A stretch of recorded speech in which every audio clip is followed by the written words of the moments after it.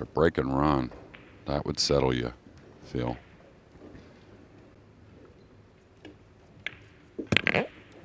Had a chat with Chris last night after play ended. Two things came out of it. One, he was bubbling with confidence. And secondly, he told me that he'd not really practiced an awful lot for the tournament. He feels coming into an event like this, it's better. He doesn't. He feels fresher when he gets here. And just wants it more. I got a little thin on this 8. Shouldn't be a problem. Only thing you worry about here is a little kick on the 8. A little skid. That was clean. And, you know, everyone has their different ways of preparing. Some guys never leave the pool table prior to the tournament, and then some guys take a little break, you know. Just played so many different types of cue sports, and you know, he's used to different changes, and of course he's playing great. Got to attack here though.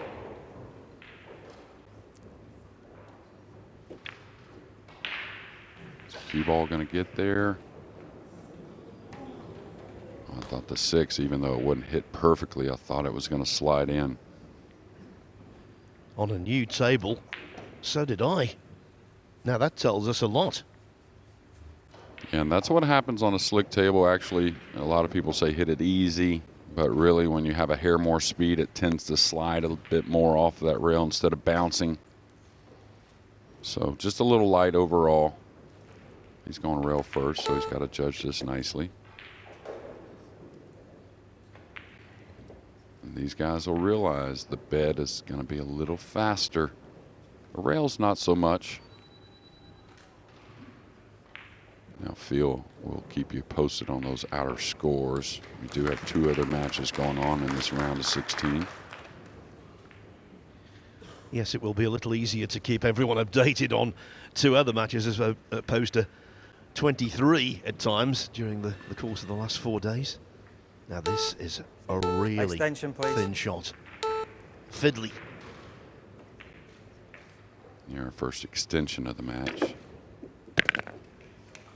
One thing Lee Van is known for is a very good cue ball, right? But then also, he's very known for making odd shots. He showed that to us yesterday with a couple banks, a couple really nice position plays. And for him to get that easy starter on the 6, I think is huge. Nerves are at a high point right now for both these guys, but they look pretty settled.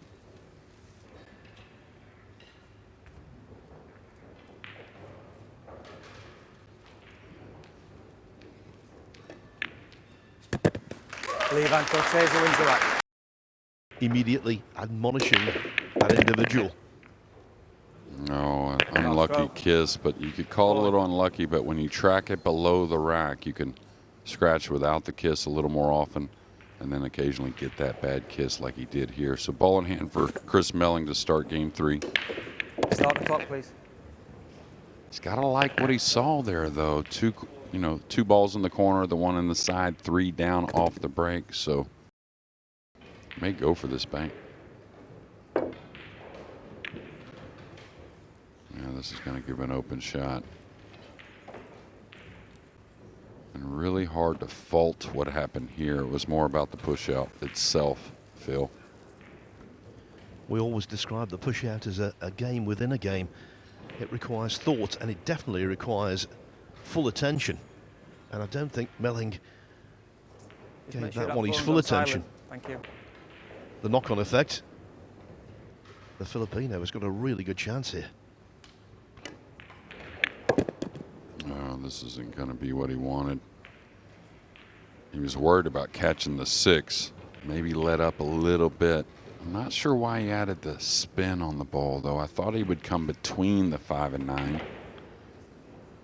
And I tell you, those push-outs, of course, it looks like it's not going to cost Chris, but the table seems to be breaking really nice, right? So, like I talked about earlier, all mistakes, even so subtle ones like the push-out, they can be very costly. Extension call.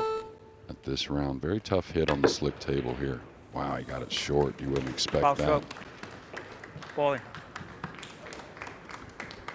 The pendulum swings quickly. Start the clock, please. Yeah, you want to follow into position here, I would think. Now, he's going to look for the 4 ball. And the only reason I'm not in love with just playing position on the 4, I kind of like the 4-6, I think. It's because you can only get thin on the 4. And then you got problems holding for the 5. So I think this is the right shot here, coming for the combination.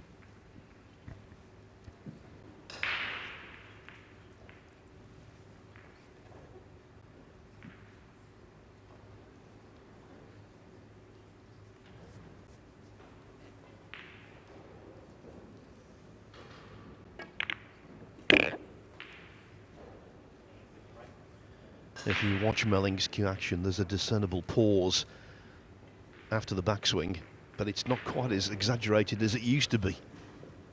Yeah, I think that's a blessing, to be honest with you. I think the long pause is a hard one under pressure.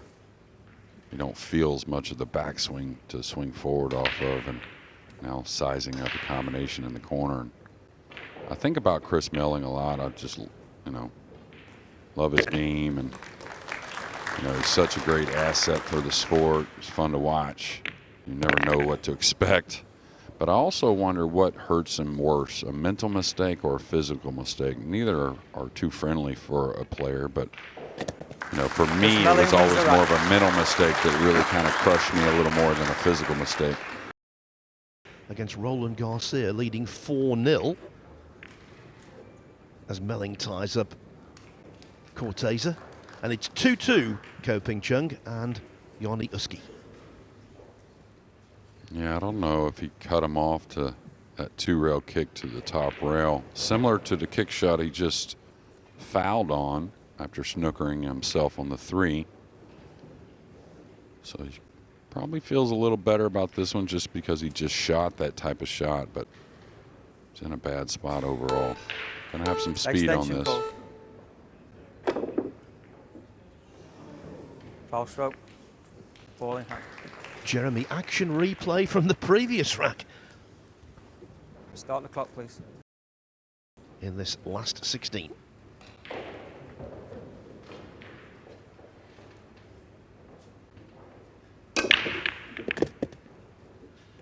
Foul stroke. Ball in hand. The 1 goes in, but then to Chris Melling's disgust, following it into the same pocket, the white. Yeah, a little nasty kiss on the cue ball off the 9, which will sometimes turn into a golden break. But both players now serving up the cue ball in hand after a scratch on the break. And Lee Van, he's got to get it going. No time to waste.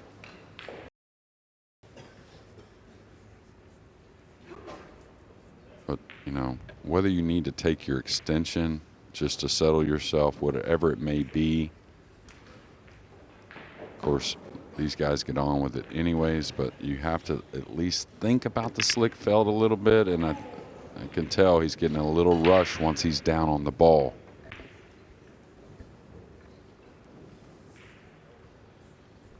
We did not expect this from Lee Van Corteza, given how he's played so far. When you think yesterday he completed an amazing double, beating Jason Shaw 9-2, and then Ko-Ping Yi 9-4.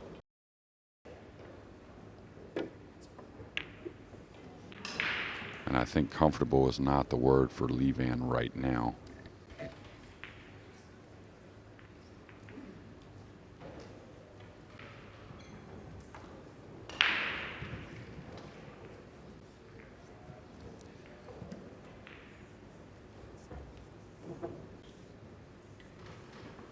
Chris is going to attack. Cut the ball in. Should have fairly natural position if he makes it.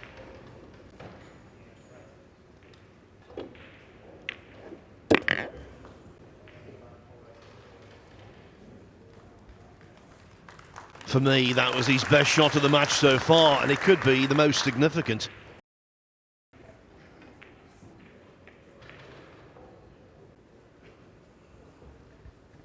Got to get some left spin here, and it doesn't take as much. This is new felt.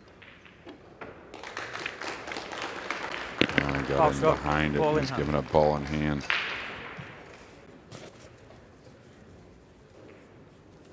Start the clock, please. Reels away in disgust, and even though he's got a commanding lead, there will be no complacency from Chris Melling. He knows these matches, especially in a winner breaks format, can turn around quickly.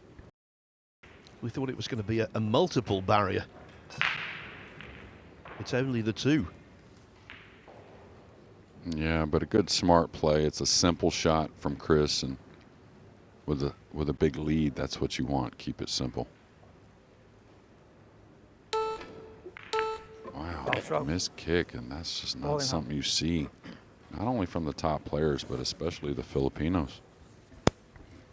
That's Start the Corteza's clock, please. third missed kick of the match. It's a national characteristic with the Filipinos. They all are brilliant at escaping from snookers. Now, I like him go ahead and put a little speed into this. The angle says he's going to go towards the purple 5 and the blue 2. But I think it's just a little more comfortable way to make this tough shot from some distance. May not end up with position, but you don't want to miss the ball, right?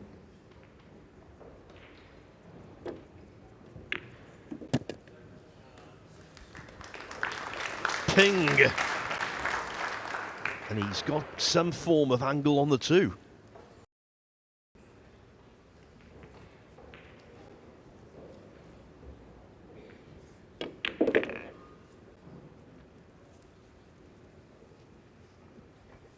All right, from here, he'll definitely draw back for the 8 in the side. Saw in game 2, I believe it was, that nice draw stroke from some distance, so shouldn't be a problem there. Just make sure you ice the ball.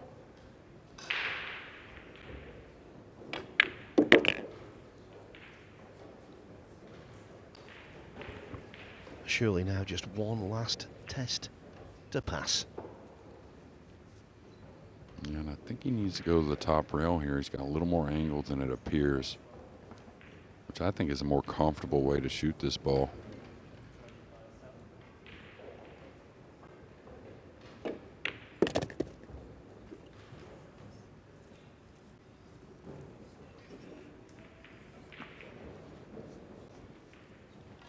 It is missable, but it's highly unlikely.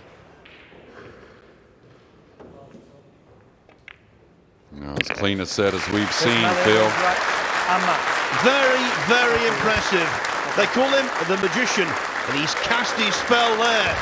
Chris Melling, the 43-year-old from Keighley in Yorkshire, becomes the first quarter-finalist in the 2022 US Open. He's defeated a fine Filipino player in Lee Van Corteza by 10 racks to 2.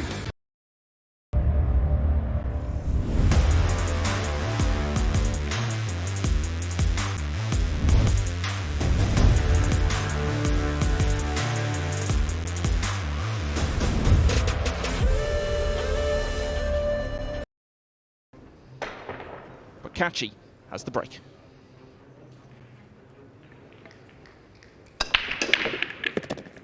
Yeah, it's a good break. He's made the one ball pretty much like what Chris was doing and looks to have a shot. Start of the match, in any pool match, you always feel like he's going to be key, because if you can settle down early and get a couple of racks on the board, everything just feels a little easier, and the game of pool can often be on your side. You know, Kaçi years ago actually used to play really slow. And I mean slow when he's down on the shot.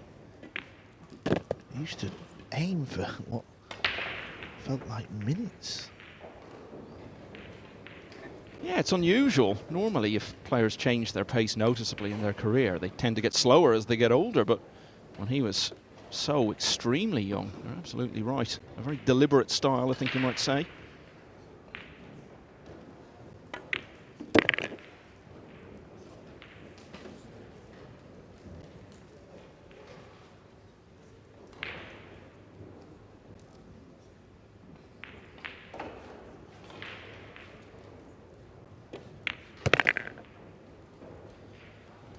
Well, you can't start better than this.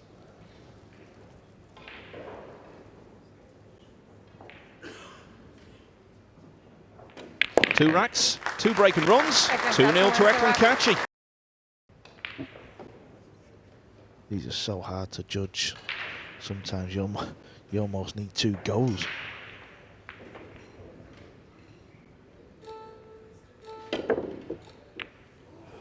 Oh, great hit, good shot. He's making Fuller play a shot, and it's a tough shot coming up.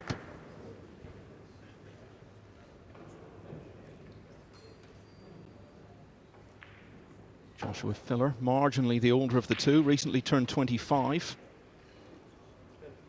Extension code. As you might expect, he spent his birthday weekend winning a tournament in Slovenia. His wife Pia was there with him. She won the women's title, her first win on the Euro Tour.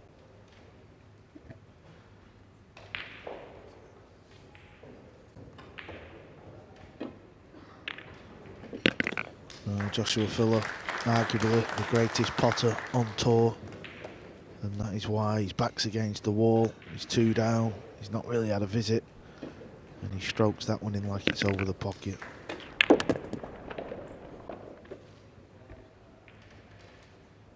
Oh, Kaçi lost 13-4. Just 18 years of age getting to the final. The thing with Kaçi is because he looks a lot older, you forget he's still young. Oh, that's worked out nicely. I didn't think he had a shot after the break, but he's found a little gap there, and now, well, it's another good chance. That pot on the 2 of comparable quality to Filler's pot on the same ball in the previous rack. Or rather, the rack before that, rack 3.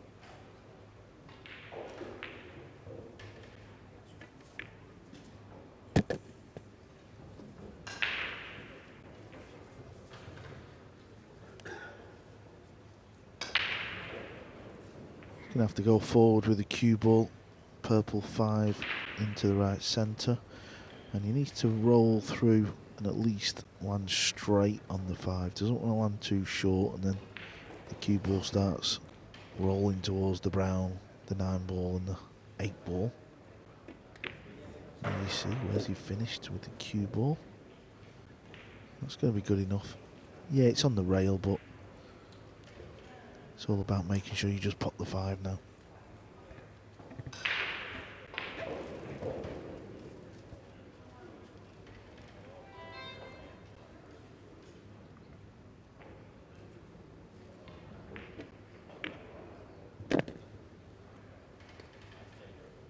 It felt like the early part of his career was a series of records and milestones. Became the youngest ever Mosconi Cup player in 2018.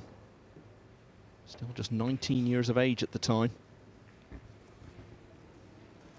He's become a mainstay of the side ever since.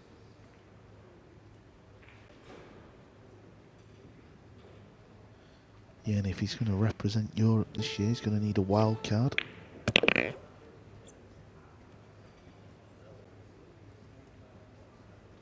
Unless, I think if he gets to the final or wins it, is it, Michael? He has to win it. Win it, right. Yeah. We know that Joshua Filler will be in that team. That was confirmed in August. Francisco Sanchez Ruiz confirmed his debut appearance yesterday. Albin Ocean currently occupies the other automatic spot, but there are still players left who can overtake him. Kaçi is one of those.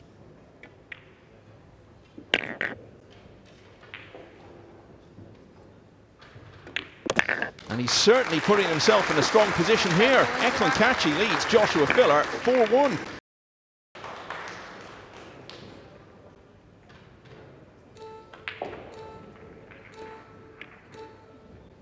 Cue ball line looks good. How's his pace? Looks good from the overhead, doesn't it? Good shot.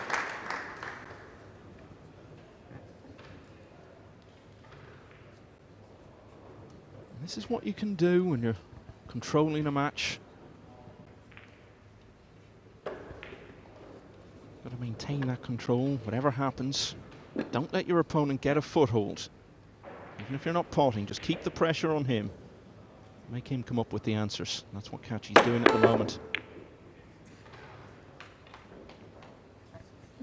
Well, this is what Filler needed as he got away with one. Tried to pop the ball.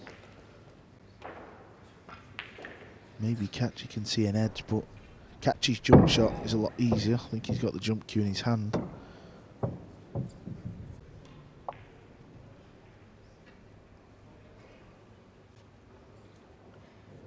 He's probably going to try and jump draw this back as well. Just draw back past the 9, then he's got a combo.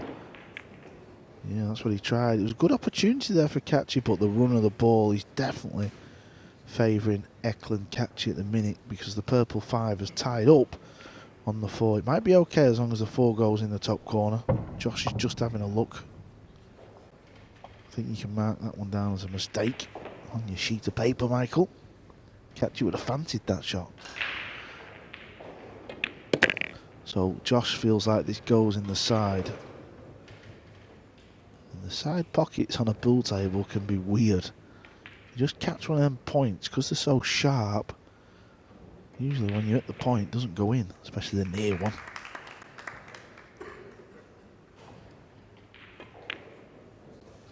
That's what he did. He caught the near point. Dream performance so far from Kaçi. Filler's miss into the side in rack 6, enabling the Albanian to go 4 clear. He's absolutely crunching this break. Look at this. Crunching it. I can't think of anyone who's broken the balls better in any match this week. I actually remember he broke really well at the European Open, did Kaçi. Actually losing to Filler in that very major event, the last major event before this very one. Look at the split he's got here. This is worrying times for Joshua Filler now.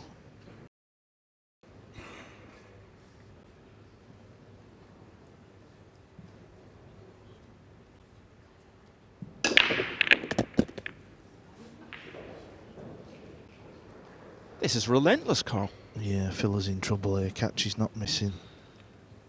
He's absolutely pounding the break. You can just see the consistency. The fact that he's getting that cue ball over and back into the 9. The 9's moving every break, and the 1's flying in the side pocket. It isn't easy to do. We've seen Filler's only break of the match resulted in a scratch because he hit the break too thin.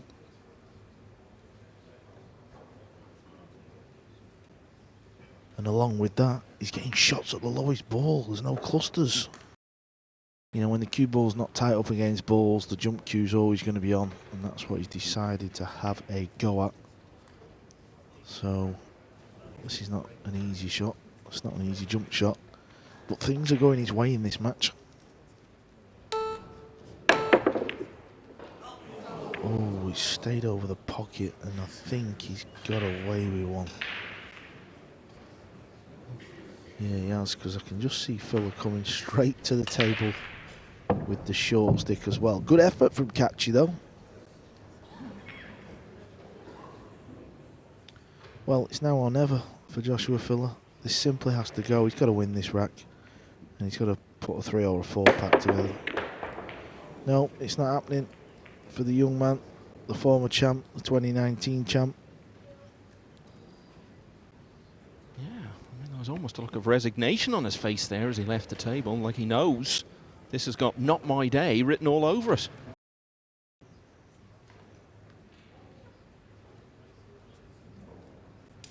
This is what Josh needs, though. He needs the balls to start to punish Kaçi off the break. He needs visits. Maybe he's only going to get one more chance of a comeback. This looks a little pacey. And all comebacks have to start somewhere. We've seen these type of score lines being dug back from the depths before. Been talking all this year about the new world ranking system, and we're coming pretty close to the point of having our first full year official points-based list. Shane Van Boening started the week leading that. His early exit, though, opened the door for a number of players to perhaps overtake him and go to number 1 this week. Defeat for Filler here, though, would end his hopes.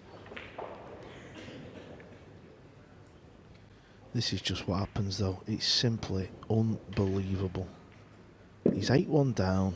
He's potted a good ball. He needs a little bit of luck with cue ball because he was crashing into another ball. Couldn't help that. And just looks where the cue ball has finished. He's got a horrible shot.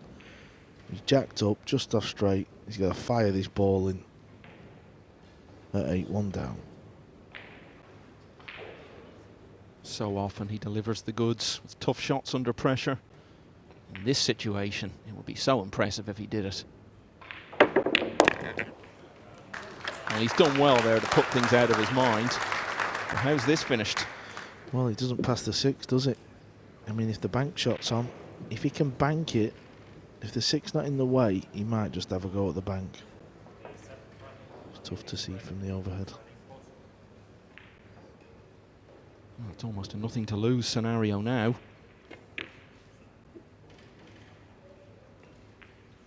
Yeah, good safety. That's fair enough. Don't blame him at all playing that shot.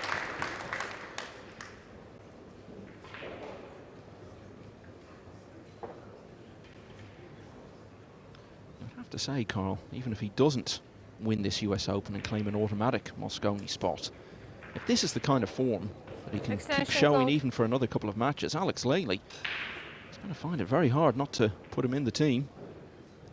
Yeah, he's got a tough job on his hands. Well, I don't think there's ever been a time when we're going to see so many players with strong cases to be in the team missing out, because there are just so many who've shown great credentials this year.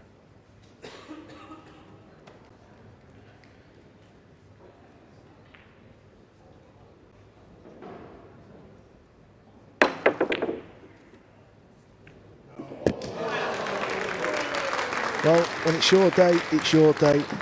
I'm afraid it's not been Filler's day, but it's definitely been Kaçi's. And look at that, just perfect on the 6 as well.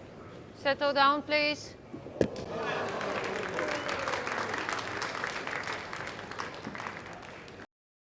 The European Championship straight pool, a couple of Euro Tour titles as well. It doesn't look as though the US Open is going to be falling his way. Yeah, our feature table, the table we're watching, well, both matches have been completely one-sided, but the other tables haven't. They're nice and tight, so there's going to be drama, and the crowd here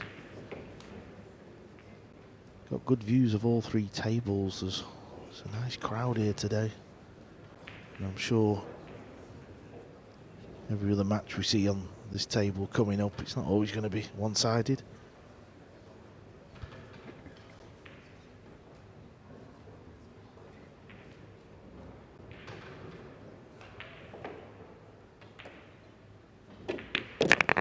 We've also got the SVB Junior Open going on, players coming from all over. Some of them extremely young, and some of them showing wonderful technique and talent. That's been happening over the last couple of days on some of the outside tables. And if any of those kids want to see a master class in how to play this game at the highest level, well, this is it.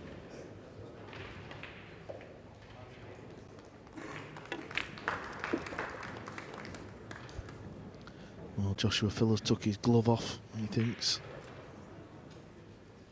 His title hopes are over. And just a couple of shots to go, and I think he will be.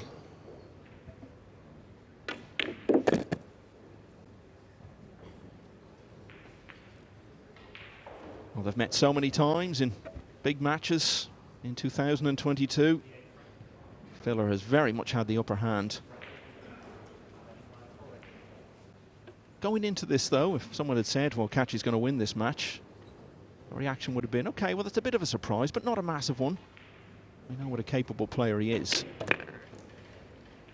But nobody on earth would have predicted not just this score, but anything remotely approaching a score like this.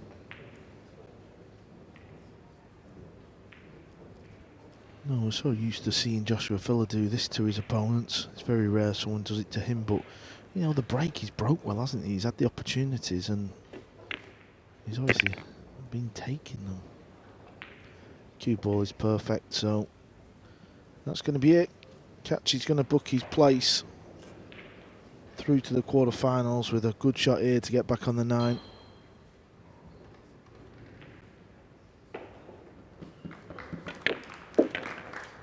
been close before, got to the final when he was only 18, lost to Jason Shaw. But on this kind of form, how on earth is anyone going to stop him winning this US Open? Wonderful from Eklent Kaçi, and a scoreline that no matter how many times you hear it, just seems incredible. Eklent Kaçi 10, Joshua Filler 1. Another big name falls in Atlantic City. There were only 4 out of the 48 matches.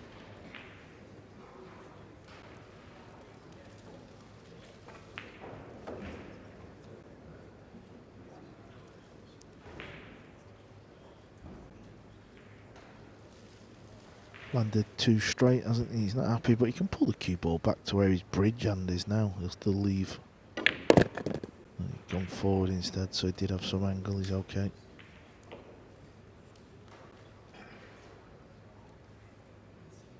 FSR likes to get on with it, plays quick. Good front runner. Once he's won a few racks and he can relax, the racks can soon disappear. And what a season he's had and having. A fine start to the match as well. Francisco Sanchez Ruiz leads Chang Jung-Lin 1-0. Well, he's missed this. Maybe it skidded a little bit, sounded a bit heavy, but whichever way, it isn't great, is it? But this is what Chang needs. Let's have a look. Yeah, you could see it skidded a little bit. Usually a skid or a kick, as some people know it, doesn't really affect a pool ball that much. But it did there, because the pool balls, they're so big, aren't they, Michael? You know, if you've never seen an American pool ball, when you see it for the first time, you just can't believe how big the balls are. Yeah, and when you're not used to it, you can feel the ball vibrating through your hand when you deliver the cue.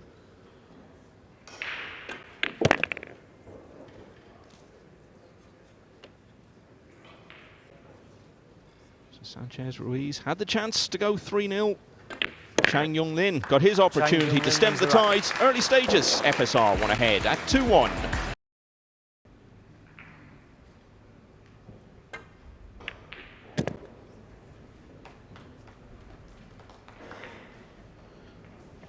Over on table 2, Mark Bijsterbosch 7-5 up over Kazakis. Kazakis beat the 5-time US Open champ Shane Van Bonen. Yeah, Mario he has pulled one back against Si Cha Chen on table 1. The lead reduced to 7-6 there. Yeah, Mario's grinding that one out, isn't he? He's never been in front in that match. He's been down. So he's staying relevant. It's funny how these two, the 2 matches we've seen have been complete one-sided, and then the other tables are close little battles. Of course, we'll keep going over to them tables and keep you updated. Yeah, we're just down to 3 tables in operation at this stage. We did have 24 at the start of the week, and you can just walk around and see so many of the biggest names in the game involved in different matches all at once. So Chang Jung-Lin is looking to re-establish himself among the big names, having returned to the world stage this year. And he's certainly re-establishing himself in this match. He was 2-0 down. It's now 2-all.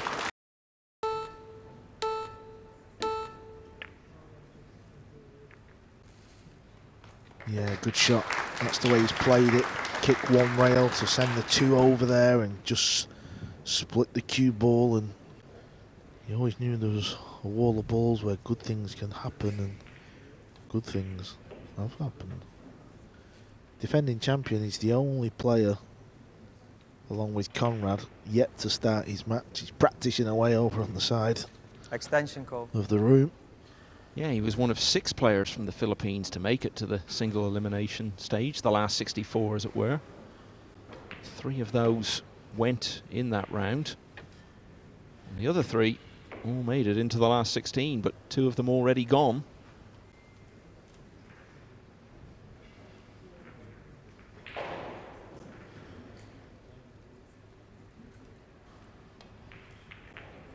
This is tricky. There's not a full ball, it's the bottom of the ball. Oh, he's done well there. I know he might leave a pot unless the 2 keeps going. and it hasn't, so he's going to be happy with that. Whenever you just don't want to give ball in hand up, you just want to leave your opponent some form of shot, and if you don't leave a pot, yeah, you might think there's a combo on, but at least he's making him shoot the combo. It's a difficult combo.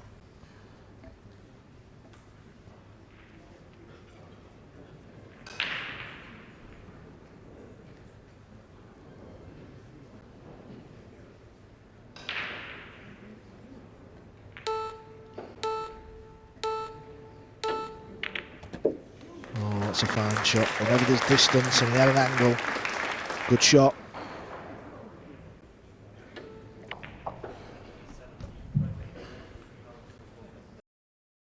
Yeah, and you have to feel Jason Shaw's going to get one of the two. It would be a huge shock if he didn't. So really, it only leaves one more. And so many players will be worthy of consideration for that. I mean, Alban Ocean may yet find himself needing a wild card. So, yeah, that may well be Mario He's chance gone.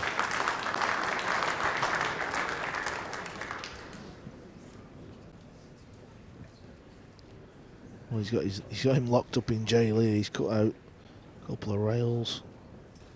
I think he's going to have to hit it into that rail, and then the cue ball will bend.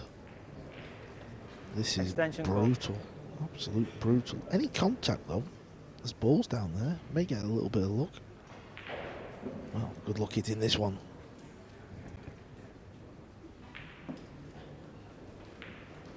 Alex Kazakis, who's also trying to get one of those Mosconi Cup spots. His fate's still in his own hands, and he now leads Mark Bijsterbosch. He's on the hill at 9-8.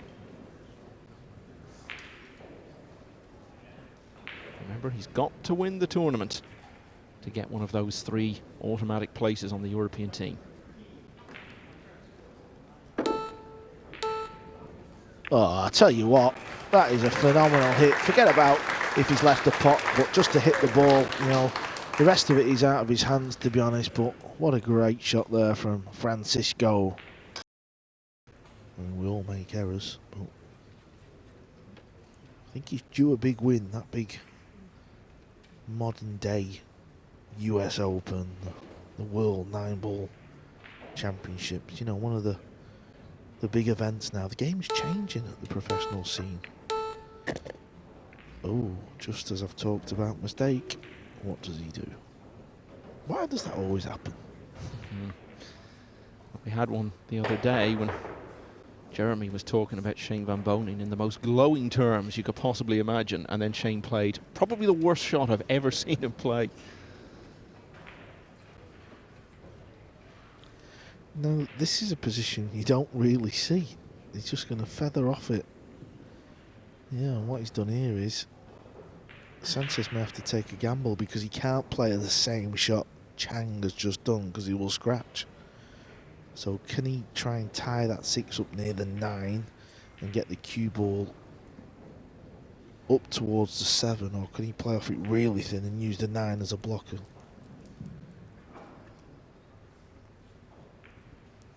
Yeah, he's got the 6 away from the pocket and he's just playing for distance. And that's okay, good speed. I mean, any harder, he would have scratched. Is there a billiard? Can Chang come off the edge of the 6? Well, it won't really be the edge, it'd be pretty full, and stun the cue ball into the 9 to try and put the 9 in this corner. Big shot coming up, possible bank as well. Yeah, things are happening here. He's trying to bank the 6 up into the corner where the cue ball is. And the cue ball into the 9. Oh, he's made a mess of both. And he's left these for Sanchez, so Sanchez played a smart shot with the safety.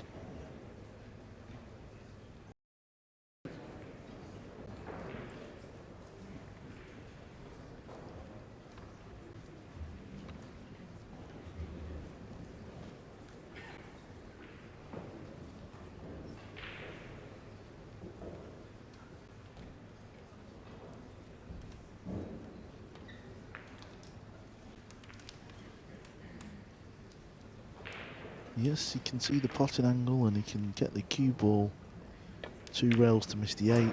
Oh, that's not good from Sanchez. That was a chance. disappointed. There's another look. You could see the body move, couldn't you? Upon delivery. It's a little bit jittery at times. The red 3 here is tied up. He's playing safe. He's going to lock the cue ball in behind the 6. Oh, this is no good. Didn't want a full ball contact, did he? But Chang's got the same dilemma. It's all about the red 3. A couple of mistakes creeping in from FSR in the last couple of racks. You sort of feel that's what it could come down to in what's looking like a very close contest here. Just those 1 or 2 mistakes may make all the difference.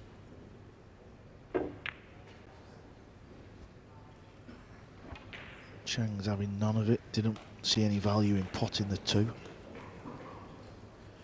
Maybe he could have got the cue ball tighter on the brown ball. That would have made life more difficult. Bit of noise from the other table. Extension call. Yeah, Carlo Beato leading Conrad Yasusin 2-0. We may well have an update on that after that applause.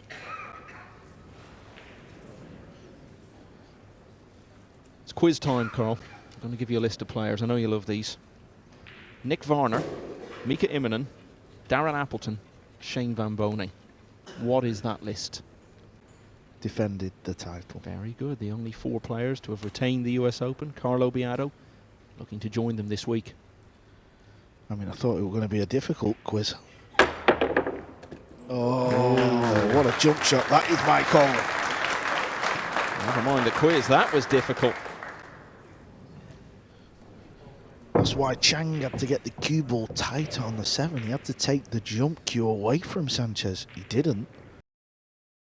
Any type of break, any style. He's got a lot of power. He likes to really give him a good old whack as well. Well, he took a little bit off it then. 9 balls close. Ooh, 9 balls close. It's in. It's in. That's the golden break. And Sanchez Ruiz is only 2 away from victory now. All of a sudden, he's 4 clear at 8 racks to 4.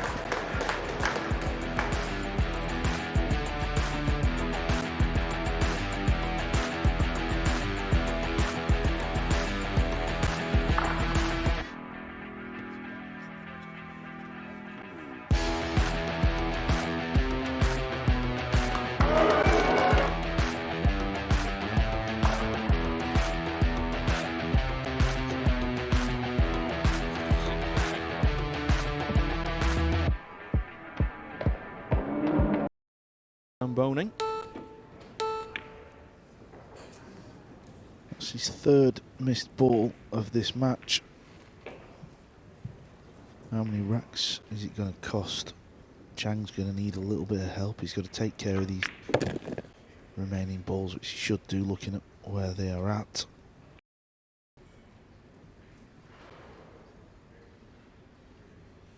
I don't blame him. He's 9-5 up.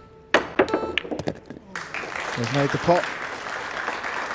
And just look at this. When it's your day, it's your day. And not only is it his day, it's his year. Well, it was a wonderful jump shot earlier that really proved to be perhaps the most significant moment of this match. Set him on the way to that good run, including the golden break along the way, which really put him in position to win the match. And another fine jump shot there. Very well. Sealed the fate of Chang Jung-Lin.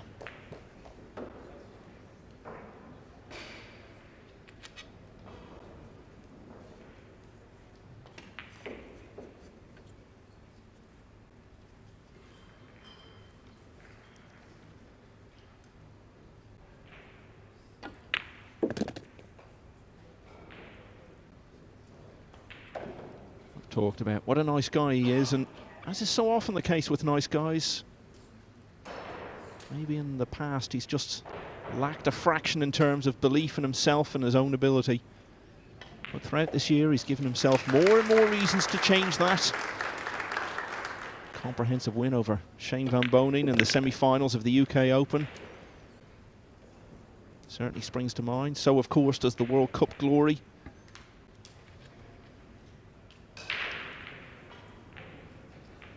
But no doubt about it, the US Open title, were he to claim it tomorrow night, would be the greatest moment of his career. Lost the cue ball a little bit, but he can dig down into this. He's playing it into a big pocket. It was all about that safety shot from Chang, because he didn't get the cue ball touching the object ball. It left Sanchez the jump shot, and that's what turned this match on its head, didn't it? And then we had the golden break.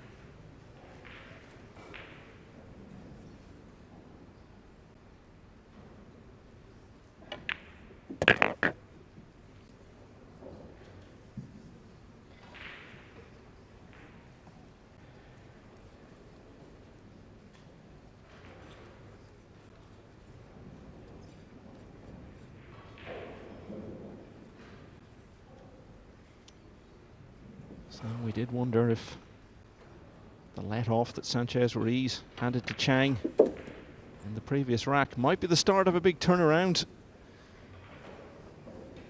But that's been nipped in the bud here. And Sanchez Ruiz is going to finish off by winning 5 of the last 6 racks. He's beaten Chang Jung-Lin by 10 racks to 5. It's another wonderful moment in a wonderful 2022 for this very likeable man from Spain. And the story continues with a US Open quarter-final against Alex Kazakis.